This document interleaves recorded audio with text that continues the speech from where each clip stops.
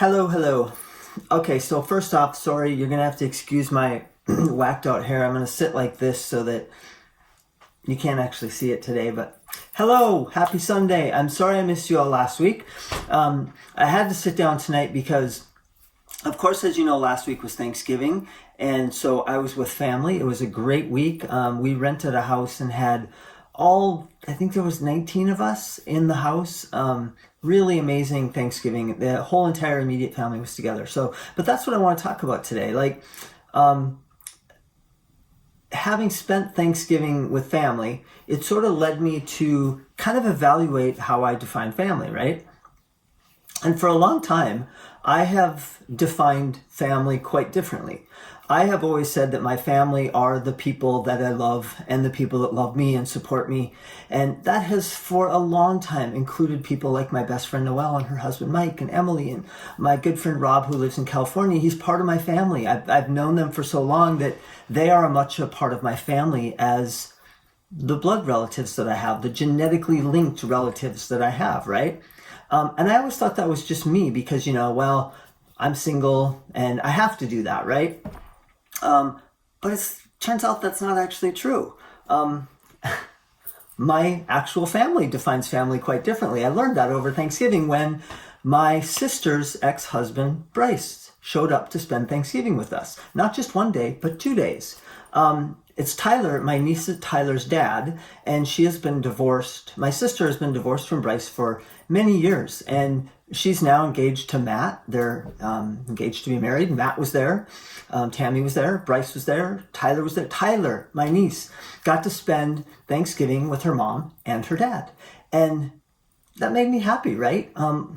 Tyler actually brought her roommate, Sydney. And Sydney, for the weekend, and even for quite a long time now, I think has become part of our family.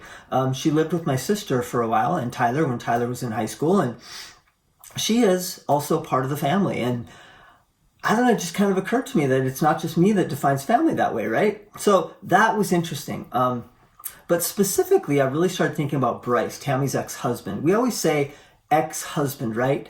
Which I guess is true, but he's not ex-family. Right? He's still family. And I love that he's still family. I was glad that he was there. It made me happy. But the joy that I'm always looking for, right, unexpectedly showed up in my mom's face. Because when I saw how joyful his presence made my mom, that made me joyful. It was so out of left field, right? But it kind of made me started thinking, I guess, about those that have ex-wives, ex-husbands, ex-boyfriends, ex-partners, whatever it is, because I know there are those of you out there that have that. If they were once a part of your life or your family, maybe that's okay, and maybe sometimes it's okay to say goodbye.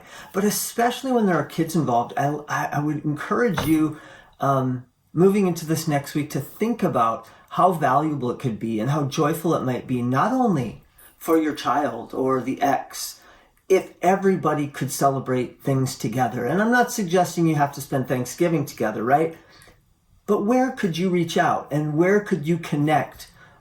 Someone who is an ex, but really is still part of your family, because your child deserves to have a mother and a father, and they deserve to have those celebrations together. Like so many of us have taken for granted. So that's my thought for the week. For those of you that might have exes or, I know sometimes it's hard to do that. I have no personal experience, but I've heard and have seen.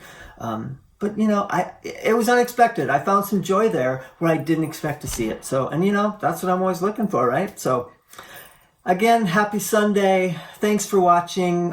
Subscribe on YouTube if you haven't already done that. It really helps. And love.